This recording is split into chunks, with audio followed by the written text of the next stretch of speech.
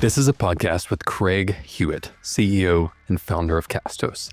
And I should say that this is probably one of my favorite episodes we've ever recorded.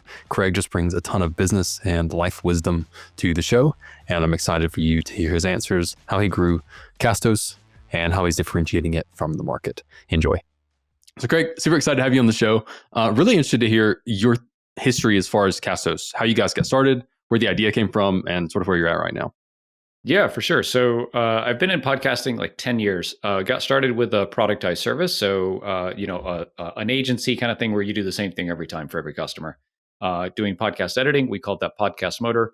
Allowed me to kind of quit my job. We moved to France, raised the kids there for like almost 6 years. And about a year into being there, got an email from one of my customers who was like, hey, I know you're doing this thing, the service thing, but you've always kind of wanted to get into SaaS. I got a buddy who's selling this WordPress plugin called Seriously Simple Podcasting, maybe let you get into the software space in the podcasting kind of, ecosystem. And so, talked to the guy, ended up buying the plugin for not a lot of money, like a very not a lot of money, which turns out like one of the smartest things I've ever done, just pure coincidence. But because it allowed us to acquire a customer acquisition channel, right? Like we got a whole bunch of free users and like a lot of, kind of deal flow there. We built the Castos platform to interface initially only with WordPress. About 8 or 9 months later, opened it up to where now about half our customers use WordPress, half don't. And so like we can talk about podcast hosting as a market and what makes us different and stuff. Like there's a lot to that, and there's a lot of challenges to that, frankly. But like WordPress is definitely one of those things, and that's less cool these days than it was, 6 or 8 months ago before all the kind of drama. But yeah, so that's how we got started. We joined TinySeed, much like Churnkey, in the inaugural batch, so 2019, and raised some money there, raised some money afterwards, about 2020 maybe, about 750,000. And at this point are, profitable and growing and kind of self-sufficient. So that's the short version. Nice. That's a sweet place to be. It's like we call it in Churnkey default alive. It's like like where you don't need the funding to continue to survive. So that's awesome. I'm really interested in one thing you said there where you kind of went from like service to SaaS. Actually, this was my journey as well. I started in an SEO service business and then basically like hopped over into SaaS. On my end, I almost feel like that's been a bit of a superpower because I think in the service business, like you have to talk to the customers. And I think in SaaS, there's like almost this like aversion to customers sometimes where it's like, I don't really want to talk to my customers. Like I just want to build stuff. Do you feel like it's been helpful for you to make that jump from like services to SaaS? Or if you could go back, would you just like immediately jump into SaaS? A bit of both, I guess. Like, so hindsight's 2020. I think the good thing about what we did is it allowed us to self-fund, right? We didn't have to join TinySeed or we were going to die. We didn't have to raise more money or anything because the services, as you know, it's like great cash. The problem is it doesn't scale really well, like past kind of the point we're at. Like we do say like $500,000 a year in services. That's kind of the limit. Like you can have one account manager who can manage all the accounts, and you got a bunch of people who fulfill the services and stuff like that. But if we're like, oh, we want to do $2 million in this, and then it's like 2 more layers of stuff, right? Which I just like, I don't know. That might be the answer to like how we grow from here. I don't know, but I think two things. I guess one, like Rob Walling, person we both know and respect, talks about kind of the stair-step approach. I think a productized service is a really good first or second step because pretty simple. It costs absolutely nothing. It just your talent and skills in SEO or podcast editing. Literally, I was editing the podcast at the very beginning. You need a website and a Stripe account, and that's it. And so, like somebody looking to get started, it's 100% the best way to get going, and it can scale because it's productized. It's the same stuff. You just create the playbooks and then hire people to fulfill the deliverables. I think the challenge is I'd love to hear how you transitioned out of it into SaaS because we still do both. And so, like you go to castos.com and you see SaaS, and you see this 1 page or 2 pages for our Castos production service. So that's what was previously called Podcast Motors. We call it Castos Productions now. And so we have 2 ICPs and we have 2 business units and we have kind of 2 teams and 2 everything. To where like if I, in hindsight, what I should have done, and I was very close a couple times, is like sell or spin off or just shut down the services so I can focus all on SaaS. Um, but that at this point that ship has sailed. I see the services as being really important to us now. Like they provide really great cash flow. They let us reinvest into software from some of those profits on that side of the business. So yeah, but it's it's almost two companies. So it's more difficult than just doing one thing. Are they like two companies in your mind? Like, do you have high cost of task switching between those two? No, I'm not like a huge task switching person. Like I don't get all finicky about it. I know a lot of our developers and folks are like, I'm going to go do this thing for 4 hours and then I'm going to go do this other thing. And I'm like, I got 87 tabs open and I'm just a maniac all day. I actually kind of thrive in that, in that chaos. So I don't optimize for that like at all. I think the challenge is, maybe this is kind of what you're getting at, is like staying focused, right? Like we're like, hey, for the next quarter or the next 6 months, we're going to do this thing. And then I get pulled in this other direction, not from like a practical, like I'm going to do this thing today, but like my 80% of my effort is going into this bit. Well, it can't really, because it's got to go into this other stuff too. Mm-hmm. Yeah. So maybe focus more than like, to me, task switching is like, how kind of effective am I at, spending this hour? Nuance. Gotcha. Maybe. Yeah, see, I have this sort of opposite experience. For me, task switching on anything has a really high cost. So like it is extremely difficult for me to focus on two things at a time. I joke with my parents, like I even eat food one thing at a time. Like if I have a plate, like they don't mix, like it's one section at a time, So that's pretty interesting to hear. I didn't realize that Castos still had like a very like labor intensive service side. I thought it was mostly SaaS. I think I told you before the podcast that we host this podcast on Castos. We just use the SaaS side. If you don't mind me asking, kind of how much of the business is divided into SaaS versus service? And if you don't want me if you don't want to answer that, it's fine. No, it's okay. So it's between like a quarter and a third is the services from a revenue perspective. Okay. Well, cool. Yeah. I'd like to kind of move on to talking about sort of your customers. And one thing I mentioned before the show was like, I could see some podcasters being fairly difficult to sell to on a consistent basis. Like in my mind, I have this idea of like, oh yeah, every business has a podcast. Like every newsletter has a podcast. Like every group of friends has a podcast. Like everyone and their mom's got a podcast. And it's really interesting to me sort of picking that demographic and having really solid metrics as far as like customer acquisition to lifetime value, or like just a high lifetime value or low churn. Yeah. All of these metrics that all the SaaS guys are like, oh, you need to pay attention to all this stuff, especially churn. What's that experience been like selling to podcasters, and even sort of like filtering out like, oh, a guy and his brother want to have like a podcast about a crime show or something like that? Like, do you do any filtering there as far as like picking your customers, or do you just take sort of everyone all at once? Yeah, so there's a lot to this. So I was doing a podcast yesterday with another customer, and he's a friend now, and he was asking like, who's your ICP? And I was like, like we're on the fence about that right now, to be honest, and I'll just share like transparently, there's kind of two camps that we talk about. One is, Castos helps you make money, right? So the podcaster who wants to monetize their content, like that's pretty straightforward. There's a lot of value, a lot of stickiness probably to that. The other one is you, right? A brand, be it a personal brand or a company who wants to use podcasting as a form of marketing to grow their business. I don't know which one's better, and that's probably why we haven't decided. But we look at either of those as like slightly better than the guy and his friend in his basement talking about the Green Bay Packers, because there's like really something in it for them. There's like, they got to keep podcasting even if they're, and this is the kind of beauty of our business model, is even if they stop podcasting, they keep paying us, because if you don't, it's like your podcast goes away. So I think that's something for folks who are like considering the kind of perfect business model. I've talked about this quite a bit on my podcast, but like, if you deliver value and then the customer stops getting value if they're not doing a thing, that's really tough from a churn perspective. And so another company in the podcasting space, well, like Riverside, we're recording this on Riverside.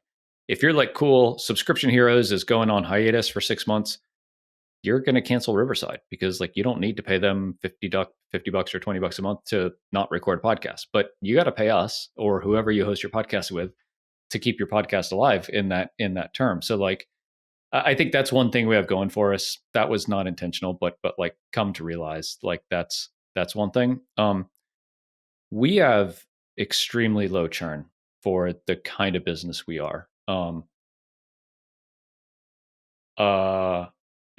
But we're kind of unique in the space, and I know that because I just know some companies in our space and their churn numbers, and they're like 3 or 4 times as high as ours.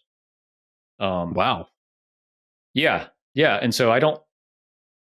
The only thing I can figure is they're attracting a different type of customer than ours. Again, going back to ICP, if they're very low price, are they attracting these kind of hobbyist people that aren't as committed?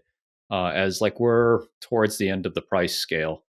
On the high end, most of the people that we attract are quite dedicated. I think our WordPress integration really helps there because folks using WordPress just aren't going to stop probably. But yeah, like if I had to design the perfect business, it is not this.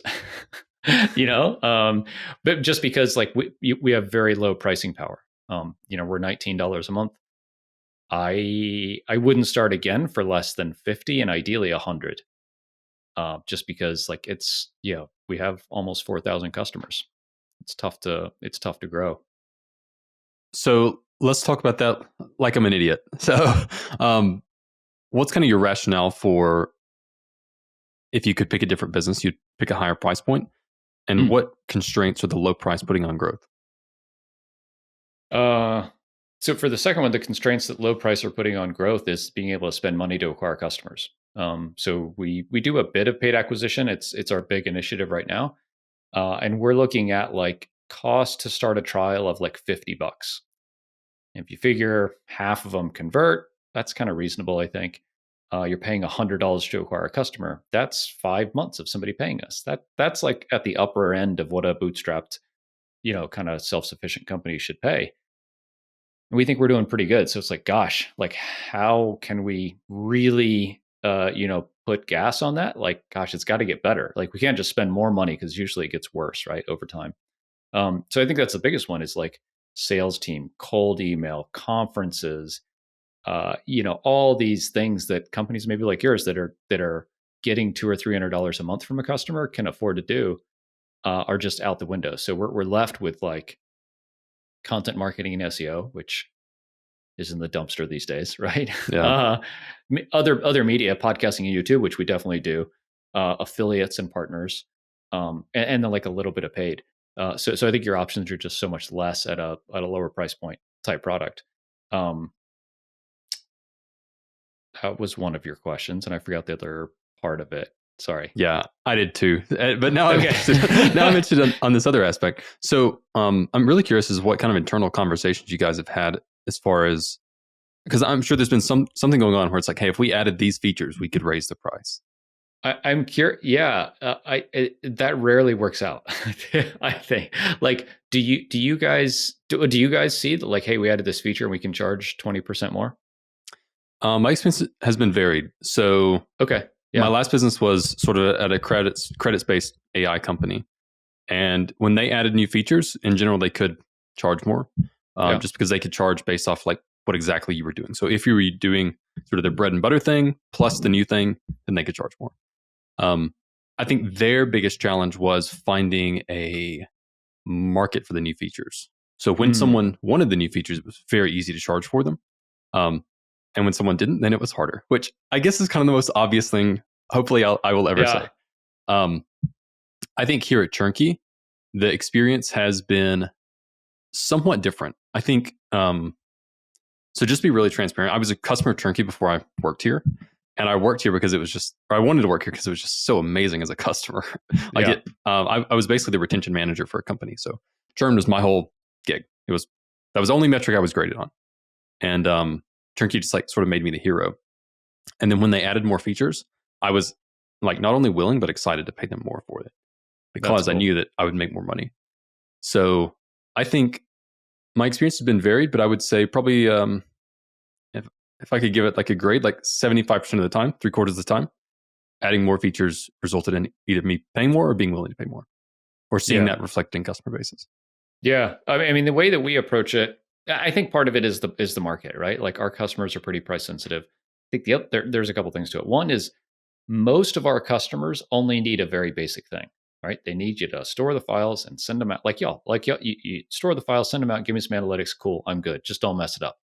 And so I think that's a thing, right? But like we are approaching this like, hey, I mean, we've been feature complete for a while. Like, how do we keep adding things to change the business? And I think that's, there's three things you could do. Like one is improve retention. It's already really good, but like, what could we do there?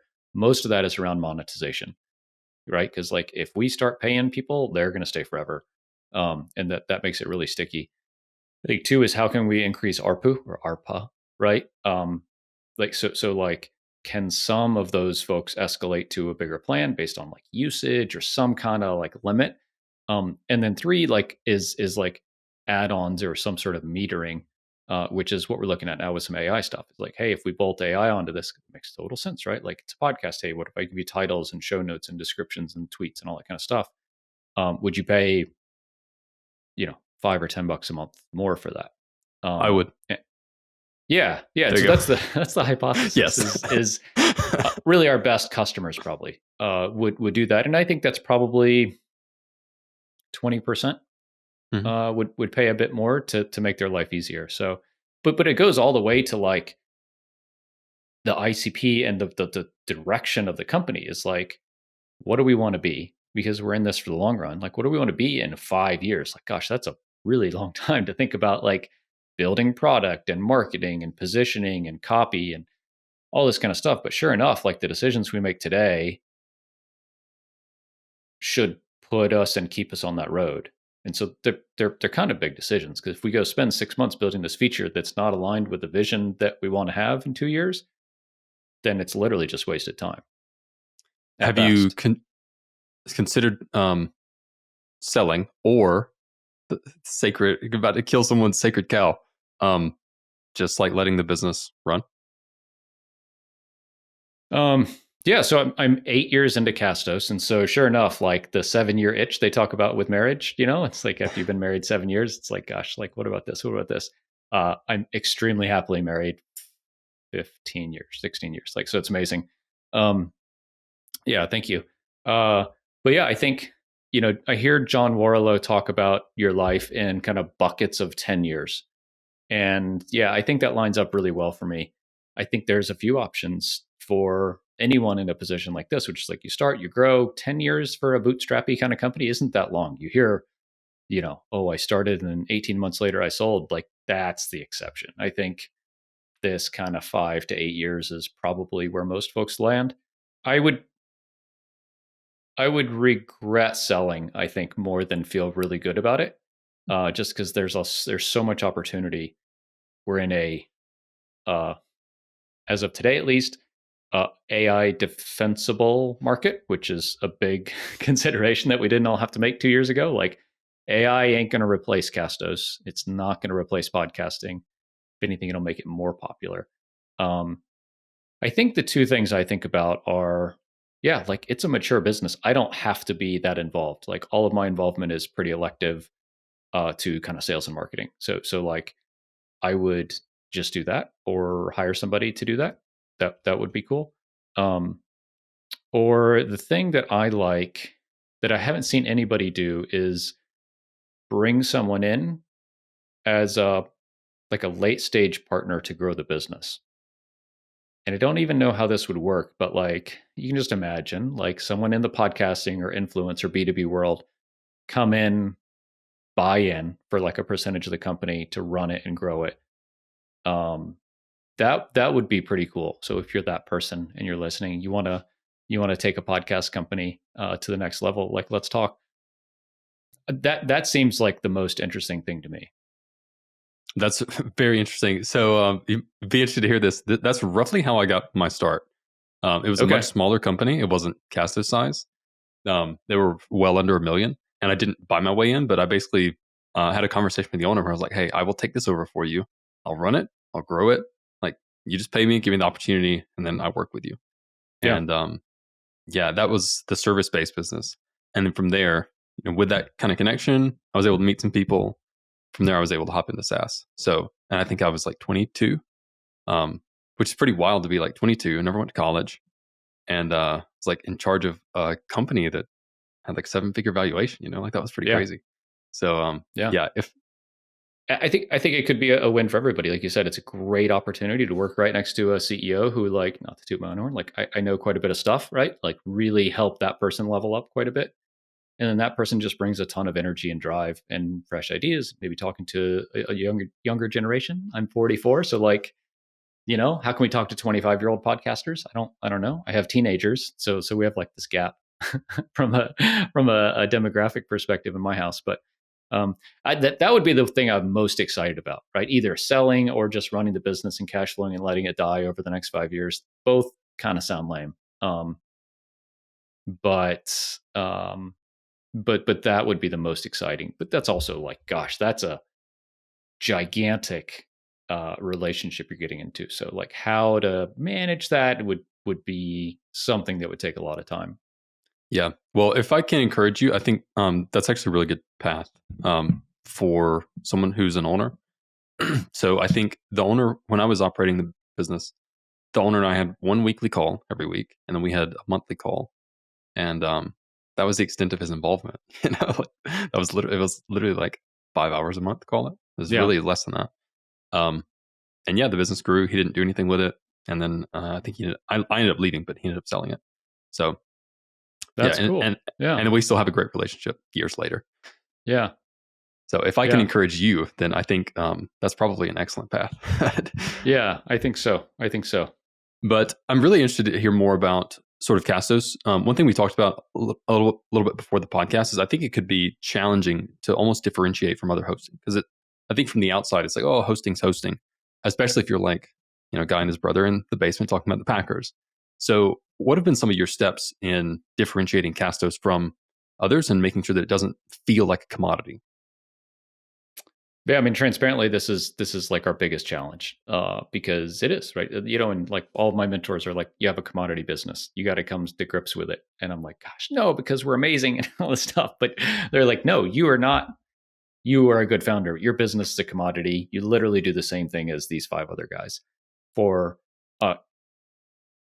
95% of, functionally 95%, you do the same thing to 90% of your customers, right? So like a very small percentage of customers really research enough even or care to understand the difference. So I think we try to stand out in a couple of ways. One is just like, and this is really kind of how we got started and why I decided that this is like a reasonable idea, is just like the UI and the UX and the features and the design. It's like, if you still host with Libsyn, right, that it's a pile of dog shit, right? And so you're like, gosh, do I have to log into this tool to see my podcast? Can I just please go somewhere that makes sense? And so that's like one thing we think is like the product is really great and looks good and is easy to use. That's kind of table stakes, right? And the same with support. Like we have an amazing support team. They're like, I've never seen somebody give better support than our team. But that's kind of like that's to be expected, right? That's not it's not a durable competitive advantage. I think we don't want to compete on price, so that's out. I think the things that we try to compete on is WordPress, which still is like a huge competitive advantage for us because we're one of 2 people that do what we do. And if you have drank the WordPress Kool-Aid and you want to manage all of your stuff from WordPress, you're going to use us or one other person who also is one of the ones that looks terrible and is 87 years old or whatever. So we're a pretty good option there. And the other that we're leaning into a lot is monetization. The monetization options in the WordPress or in the podcasting space are tough just by the nature of podcasting and getting paid on any kind of like exposure and impressions. So we're leaning into this quite a bit. We have some new tech coming out in partnerships to make this easier and more accessible. But yeah, just to be frank, like that's one option we look at. And this goes back to the ICP, right? Is like, that's one option. The other option is like looking at expanding the company and the product either horizontally or vertically. So vertically would be like Can we build a Riverside? Can we build a Descript editing kind of tool? Can we do this thing? Can we build social media management? So like along the journey of a podcaster or a podcast episode, can we just do the whole thing? And then is there pricing power in that? So instead of $20 a month, would you pay $50 a month? I don't know. And then the other one is like, so that's vertical. Horizontal would be like, we have websites already. Can we make them better to where they have blog posts and email newsletters and all these other things that people want to do, not in podcasting, but just with their brand? And so, yeah, I mean, we're doing kind of both right now. And I don't know the best answer. Yeah. I mean, you never do, you know? Yeah. I can say that right now we're using, I think it's Opus Clips. That's what it's called. Mm-hmm. Opus. It's something, Opus something to like cut these up into short videos. I would love to switch. So if you guys want to do that.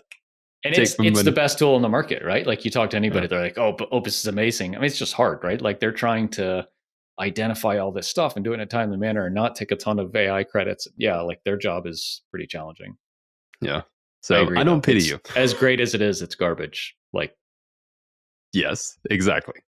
Honestly, I just hate the UI. So, really interested to hear your kind of experience so you're the founder, CEO, all right? How much of your time is spent in sort of the building versus the promoting dichotomy there? So like functionally, all of my time is in sales and marketing right now. Like we have the other areas of the business, so product, dev, ops, support, success, all taken care of, which is cool. I'm a sales and marketing guy. So like for me to be able to do this as like the only time that I spend in the company is really good. How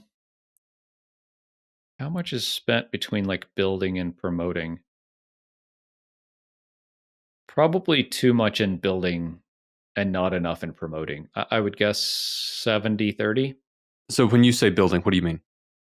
I mean like doing this episode, or building a YouTube, recording a YouTube video, or doing new pages on the site for SEO, or writing an email newsletter, stuff like that. I guess email newsletter would be like promotion, whereas promotion's like social and amplifying stuff you already have. Gotcha. Okay, so I think we were talking about a little bit different things when we were talking about building. I meant sort of like building the product, like coding, which it sounds like you're not. Yeah. Doing. Okay, nice. That's nice. So other than like strategic direction, like what should we build next? And that's a couple hours a week, maybe. Yeah. Okay. So what's that been like as far as hiring developers, challenges there, whether it's communication or hiring the right people? It's very challenging. Yeah. It's early on, it was extremely challenging, not in hiring. In hiring, kind of in the middle of the company thus far in its life, we struggled quite a bit with that. We'd raised some money, we're doing well, and wanted to hire quite a bit, and made a bunch of bad decisions. I think that's most often the case when you don't understand the space you're in, and that can be like, I don't understand podcasting. What am I doing running a podcasting company? Or I don't understand SaaS. What am I doing running a SaaS company? I don't understand developers. Fortunately, I knew most of what there is to know about podcasting, and still do. So like that's good. So I am our ideal customer. I'm the subject matter expert. So like from a product and kind of strategy perspective, I feel really good there. I'd never worked with a developer before we started this. And it was by far the biggest growing pain. It's like, how do I, as a non-technical person, describe what I want to a developer? How did you end up overcoming that? I mean, that's a hard problem. We hired a designer. His name's Francois.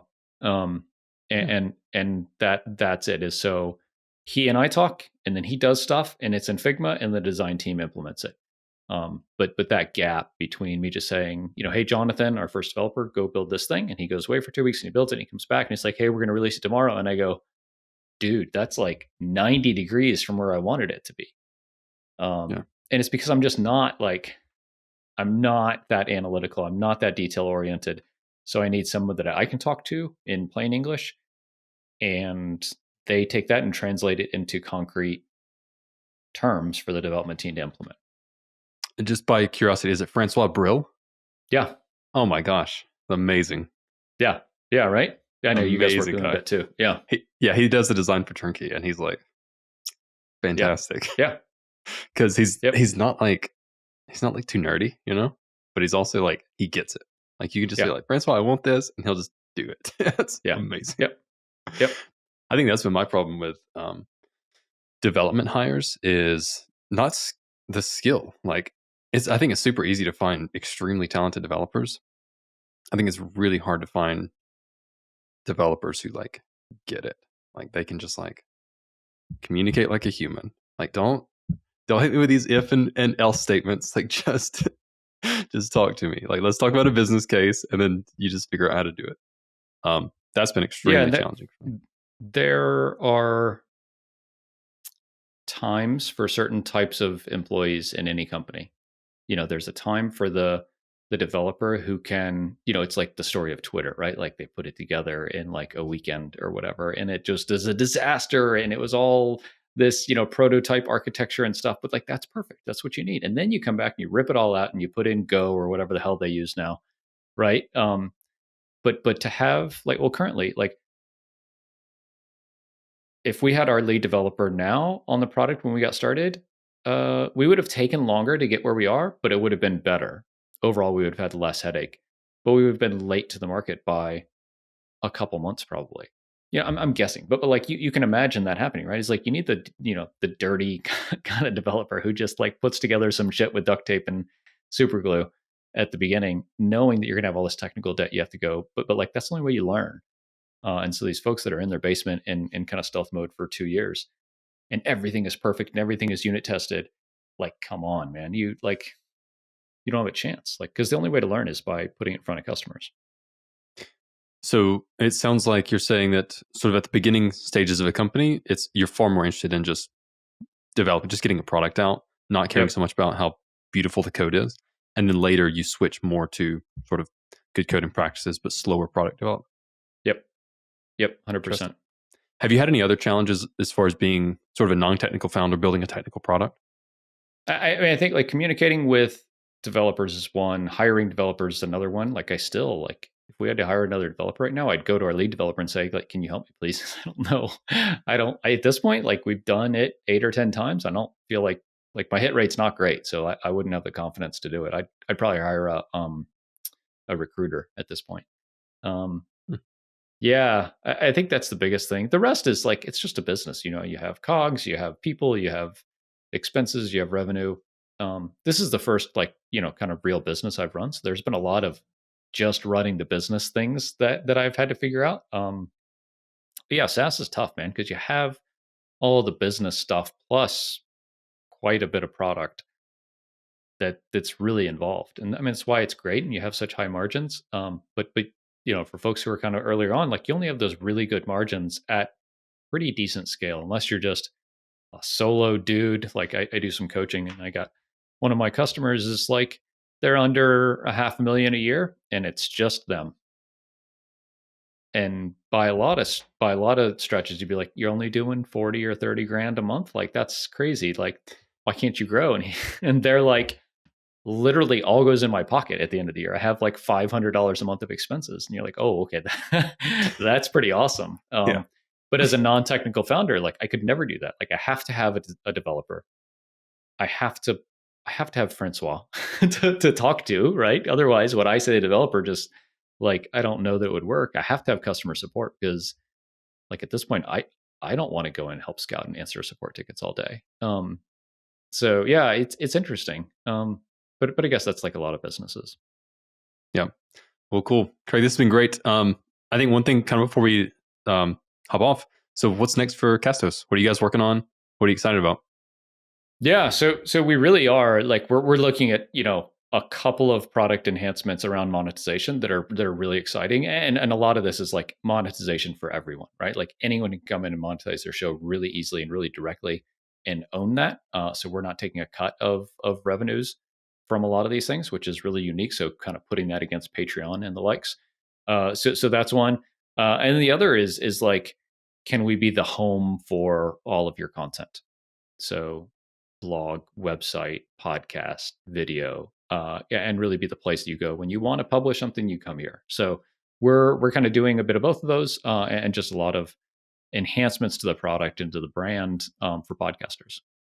Well, awesome. Super excited. Let me know whatever happens next, whatever you guys publish, and I'm all in. Even if I have to pay more, just let me know. Awesome. Thank you. Well, great. Craig, thanks so much for hopping on. It's great chatting with you. If you want people to find you, where can they do that at? So yeah, either Twitter or Instagram. I'm the Craig Hewitt on both places. So would love to connect. Well, cool. Thanks for hopping on, Craig. And see you guys Brady. later.